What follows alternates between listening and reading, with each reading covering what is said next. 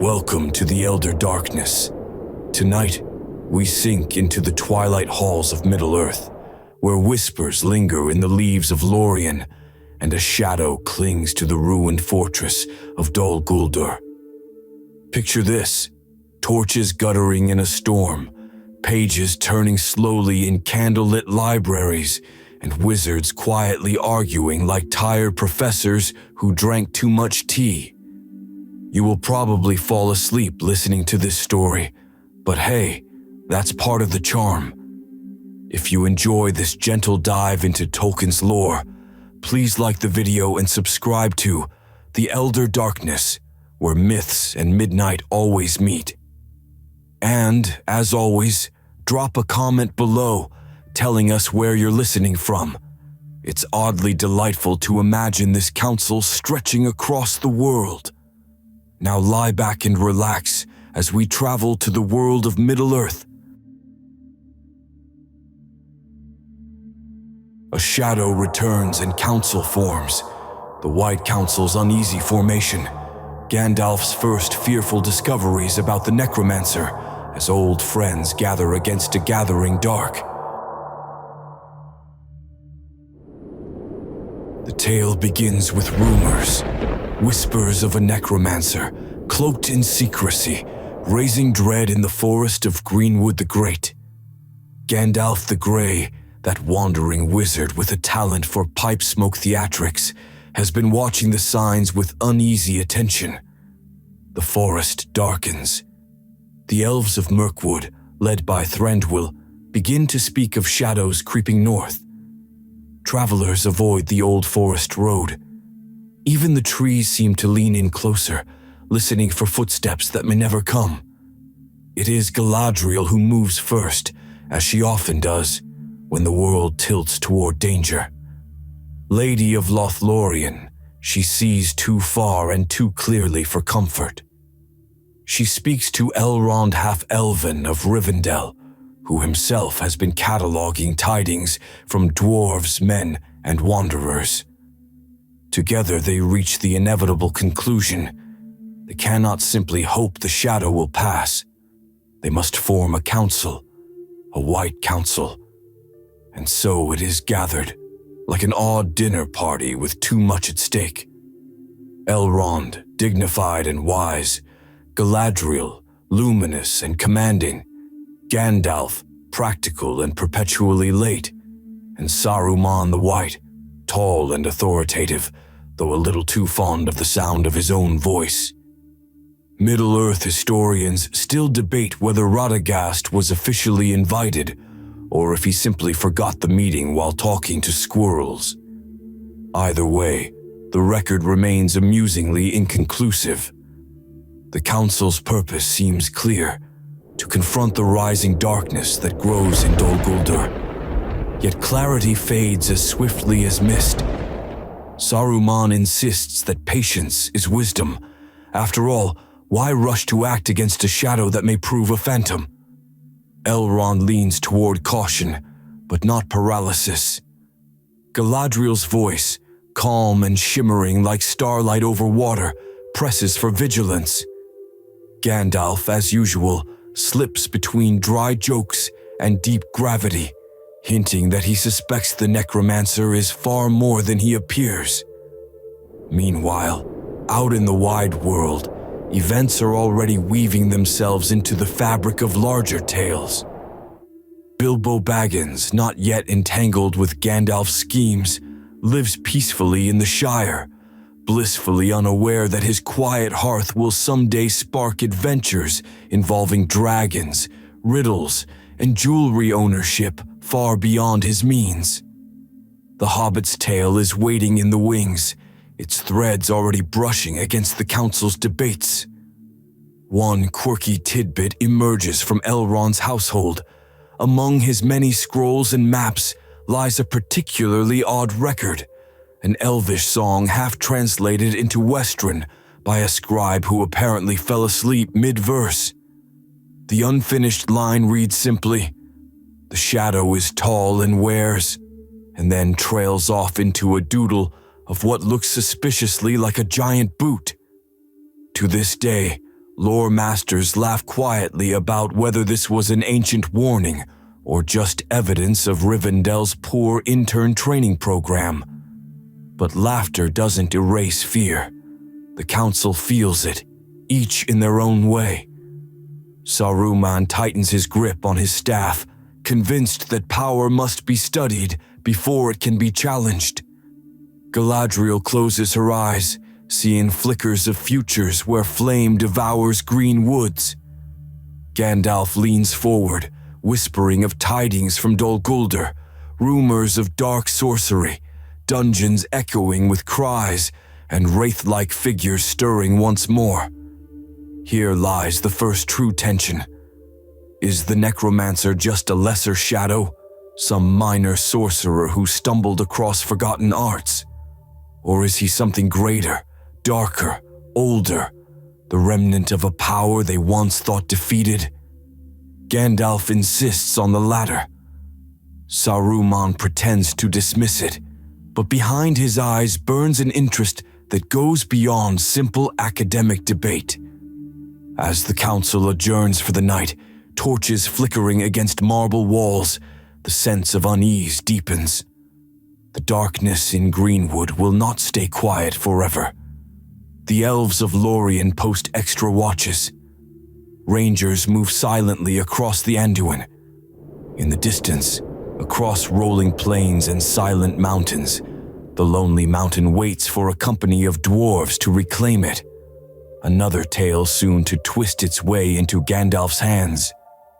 But tonight, in the hush of Rivendell's halls, the White Council is born, a gathering of wisdom and will, noble in purpose yet fractured by doubt. Outside, the stars wheel silently over Middle-earth.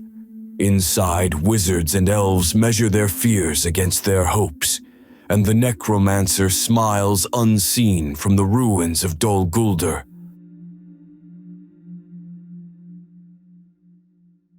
Debates, doubts, and hidden motives, Galadriel and Elrond press for decisive action, while Saruman's cautious curiosity and private interests create rifts, and Gandalf slips away on secret errands tied to the Hobbit.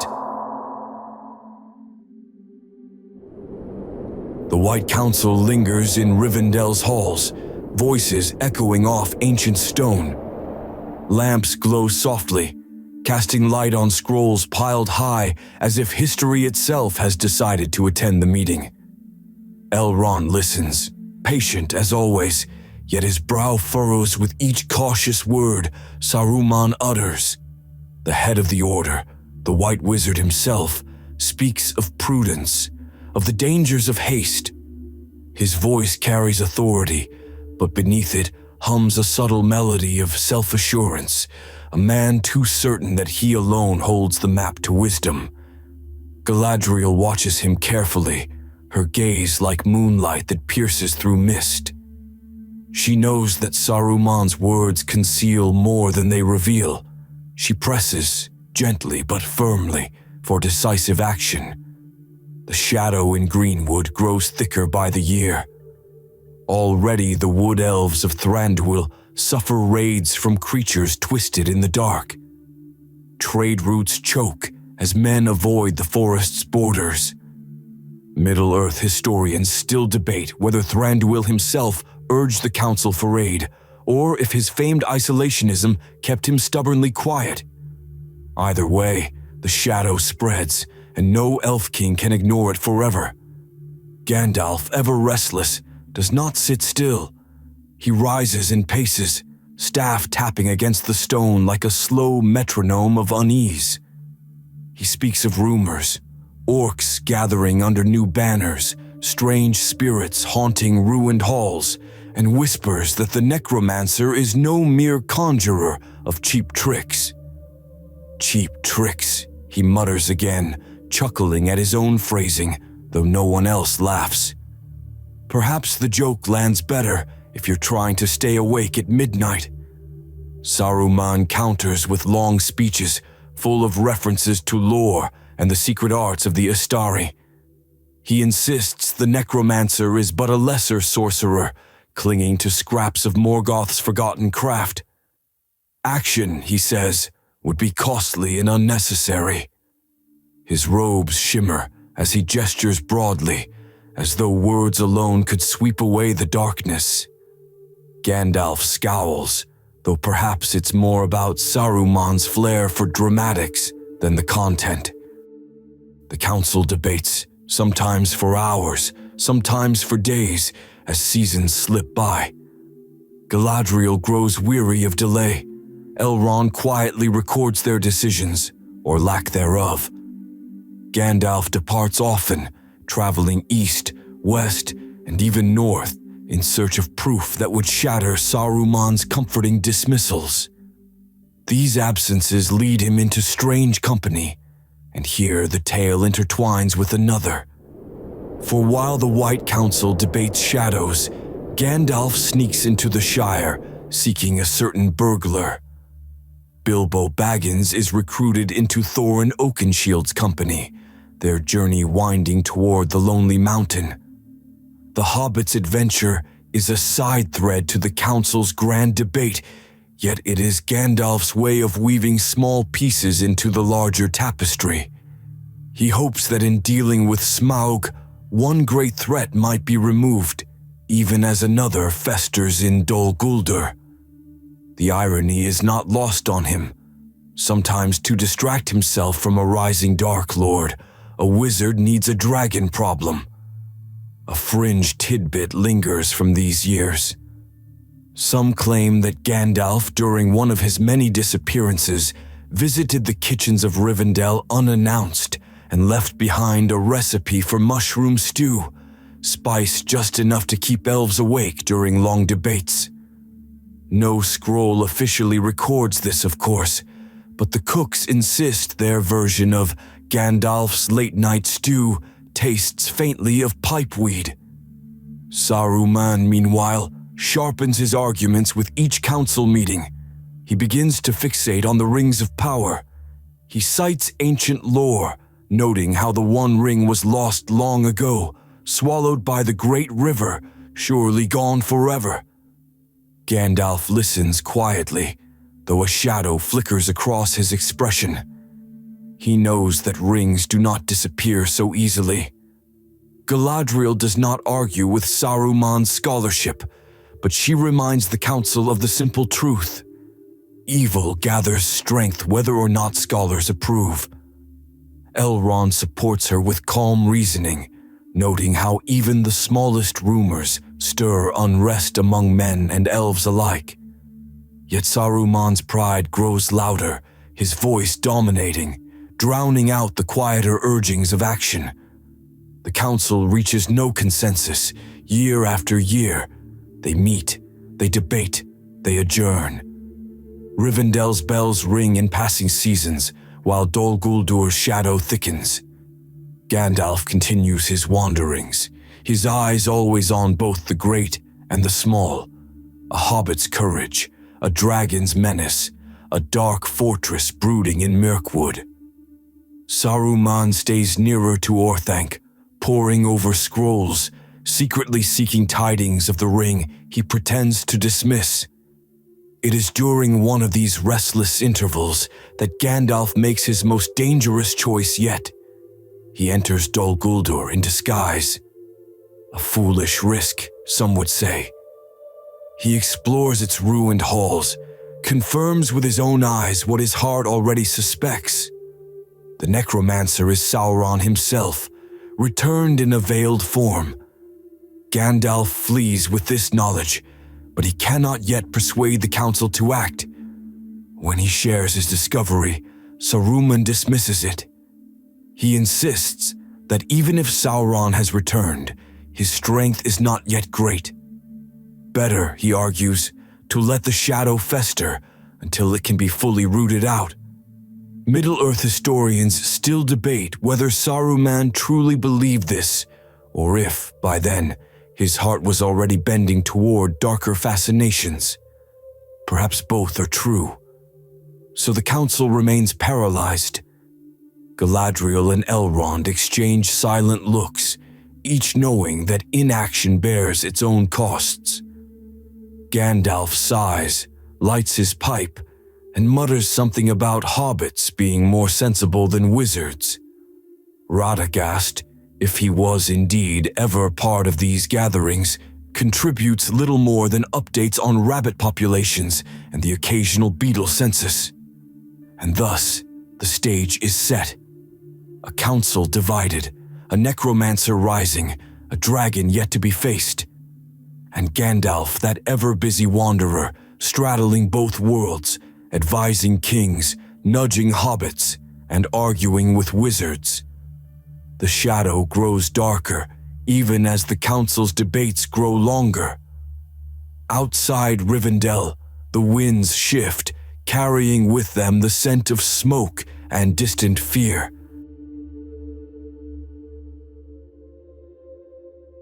Attack on Dol Guldur and its cost. The council's move to confront Dol Guldur, the forcing of the necromancer's hand, the immediate victories and subtle costs, with echoes that reach into the wider tale of the ring. The day finally comes when endless debates can no longer keep the shadow at bay. Dol Guldur, that blackened fortress in southern Mirkwood, grows bold. Orcs multiply. Spies whisper of strange armies stirring, of dark enchantments spreading like rot through the trees. Even the very air near the fortress tastes wrong, thick with dread, sour on the tongue. Galadriel's patience has worn thin. Gandalf presses harder than ever. Elrond lends his voice, grave but steady. And Saruman, faced with the undeniable weight of evidence, grudgingly agrees. The White Council must act. They gather their strength, and at last, a decision ripples outward. Dol Guldur will be confronted. No more endless words. The time for action has arrived. The attack is no small matter. Elves march silently beneath the forest canopy, their bows ready, their blades sharp. Wizards prepare their arts, subtle and unseen to most, but no less potent for it. Galadriel herself lends power, her presence like a river of light flowing into the darkness. Gandalf, ever the instigator, leads them toward the shadow with a resolve that masks his quiet fear. Saruman comes too, cloaked in authority, though his thoughts are not wholly on the battle to come. Some say his mind even then turned inward, scheming about rings and relics instead of the enemy before them. Middle-earth historians still debate the details of that assault. Was it a grand siege, with armies clashing beneath Dol Guldur's walls? Or was it a quieter, more surgical strike? Wizards and elves weaving power that broke the fortress from within. The records disagree, and the truth has blurred into rumor. What is known is this: Dol Guldur's defenses fell, the necromancer fled, and for a time, Mirkwood breathed easier. In The Hobbit, we glimpse this moment from another angle. While Bilbo and the dwarves tangle with spiders and wood elves, Gandalf slips away. His absence from their company is explained only later. He is with the White Council, striking Dol Guldur. That neat little overlap of tales is one of Tolkien's favorite tricks, the kind of narrative cross-stitching that fans adore. While one hobbit stumbles into riddles and dragons, another strand of the world trembles under the weight of wizards and shadows. The battle itself carries costs. Though the necromancer is driven out, his spirit does not vanish. He flees eastward to Mordor, where Barad-dûr still waits in ruin, but not in defeat. Dol Guldur stands empty, its halls echoing with loss, but the greater danger has merely shifted location. Evil, like an unwelcome houseguest, rarely leaves when asked. It simply relocates to a darker room. For the elves of Mirkwood, victory tastes bittersweet. Their forest remains poisoned in places, the corruption too deep to purge at once. Thranduil returns to his halls, proud yet wary, his kingdom still pressed by shadow even after the fortress is emptied. The council, triumphant yet uneasy, disperses. Elrond tends his valley, Galadriel strengthens her borders, Saruman retreats to Orthanc with thoughts unspoken. Gandalf alone seems unable to rest, pacing always, muttering about unfinished work. One quirky tidbit from this period claims that after Dol Guldur's fall, an over-eager scribe in Lorien tried to commemorate the victory by carving an enormous mural on a tree trunk. Unfortunately, his artistic skills fell short. Instead of mighty wizards and blazing light, the carving looked suspiciously like a chicken with a staff. Elves being elves, the carving was politely ignored and later overgrown by ivy. Somewhere in Mirkwood, though, that confused chicken wizard may still be hidden. Saruman, meanwhile, grows ever more convinced of his own wisdom. He tells the council, with great certainty, that the Necromancer's flight proves he was never truly dangerous. A phantom, he insists, easily scattered. Gandalf frowns, knowing better. He has seen Sauron's power firsthand in Dol Guldur, felt the cold weight of his will pressing against him. He knows the shadow has not ended, only shifted. The irony is sharp. In driving Sauron from Dol Guldur, the council unwittingly clears his path back to Mordor. There, he can grow without interference, rebuilding Barad-dûr, gathering armies, and searching once more for his lost ring. History often plays such cruel jokes, the kind that make you laugh nervously and reach for another cup of tea. And so, the council's greatest victory is also its quiet failure. They prove themselves strong, united, capable of driving out even the Dark Lord in disguise. Yet by misjudging him, by underestimating his cunning, they set the stage for the greater war to come.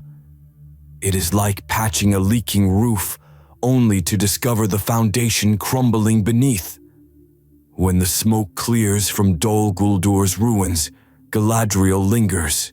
She walks among the blackened stones, her white gown a beacon against charred walls. Her hand brushes the stones as though she could feel echoes of what transpired here. Dungeons where prisoners once cried out, chambers where Sauron plotted his return. She knows this victory is fleeting. She says little, but her eyes betray the weight of foresight. Gandalf departs quickly. His mind turns already to the dwarves and the hobbit waiting for him. Smaug must be dealt with. Dol Guldur is only one shadow among many. Middle-earth seems determined to produce them in abundance. Saruman returns to Isengard, his pride swelled, his curiosity deepened. Inwardly, he begins to dwell more on the One Ring, secretly researching its lore, quietly convincing himself that if it ever resurfaced, he alone could master it. That seed, planted long ago, now begins to grow. Thus the Dol Guldur assault ends, not with triumphal songs echoing across the land, but with silence, suspicion, and shifting shadows. The White Council has struck a blow, but the darkness is not ended. It has only been given new ground in which to flourish. Fallout, and vigilant shadows, Saruman's drift toward Orthanc, the Council's regrets and unresolved debates, and the long, quiet vigilance that ripples forward into the War of the Ring. The years after Dol Guldur's fall pass in deceptive quiet.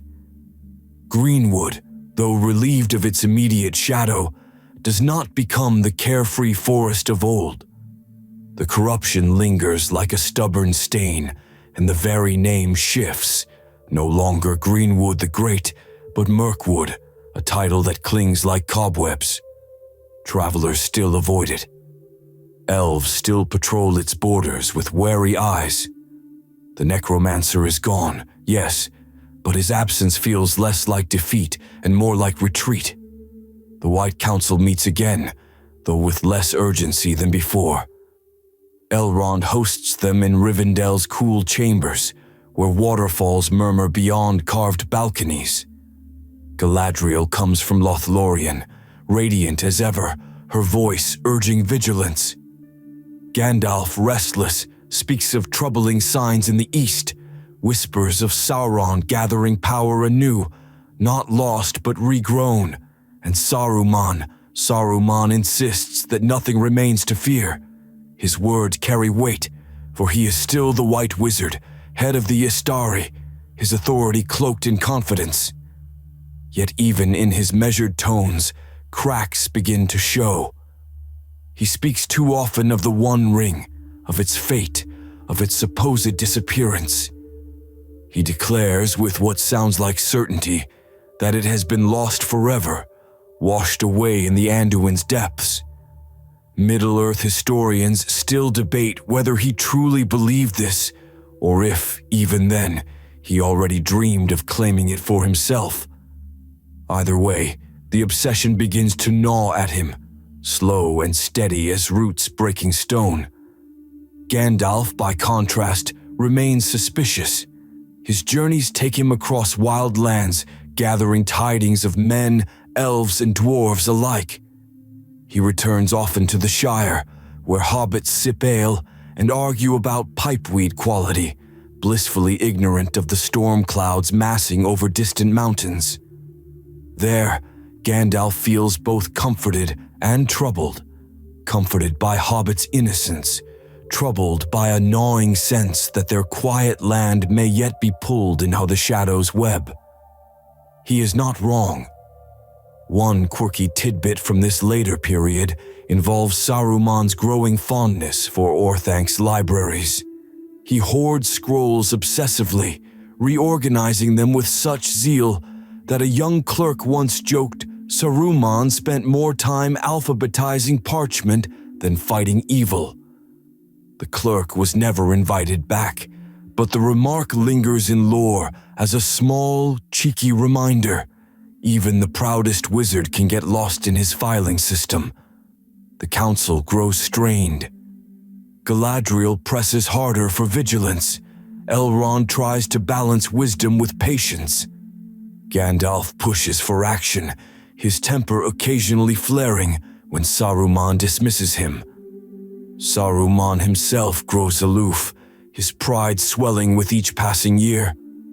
What once began as a council united by necessity becomes instead a gathering of divergent wills, each member holding their own vision of what must be done.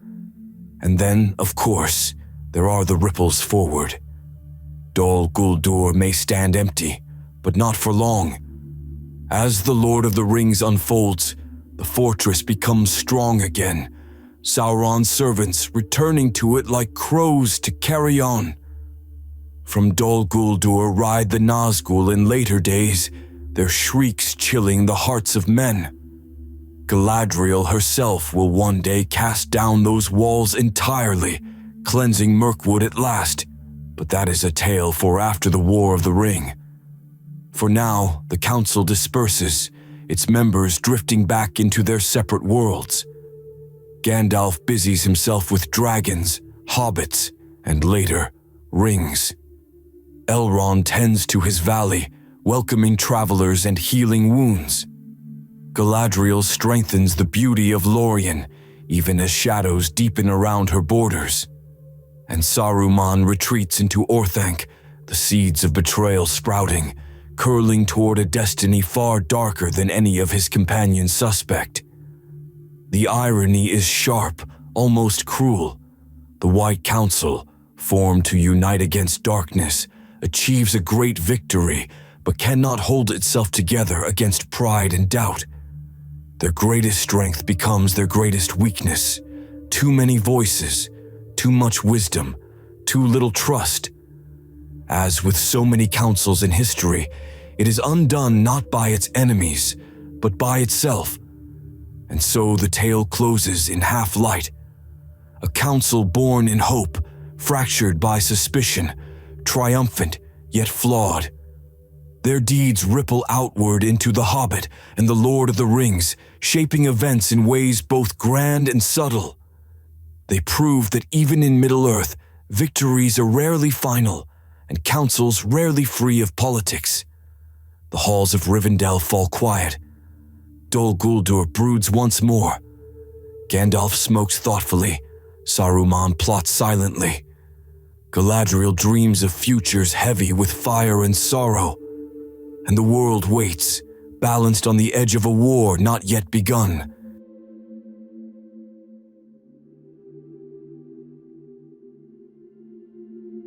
And now, as the council's echoes fade, let the story soften with them. Imagine the chambers of Rivendell at night, lamplight dimmed, waterfalls murmuring far below. The arguments and laughter have stilled, the scrolls lie closed, and even Gandalf's pipe smoke curls lazily into the rafters, dispersing like dreams. The shadow may rise again, but for now, in this moment, Middle-earth breathes in peace. The Elves of Lothlórien rest beneath silver trees, their songs trailing into the night like soft threads of starlight. In Mirkwood, though the air is heavy, the silence is not yet broken by war.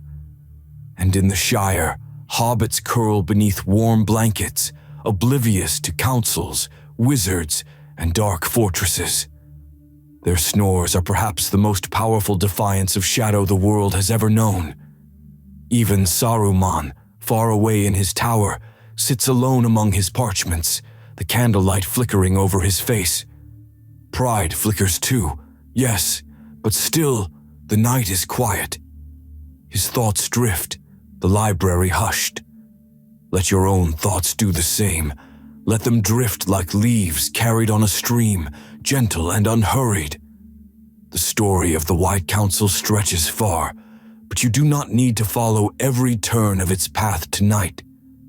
Instead, rest in the knowledge that Middle-earth, for a time, held together against the dark, that its heroes, flawed and weary though they were, still gathered to push back the shadow. The stars hang steady over the land, the rivers murmur, the forests sway, and sleep, like Galadriel's gift, settles softly over all.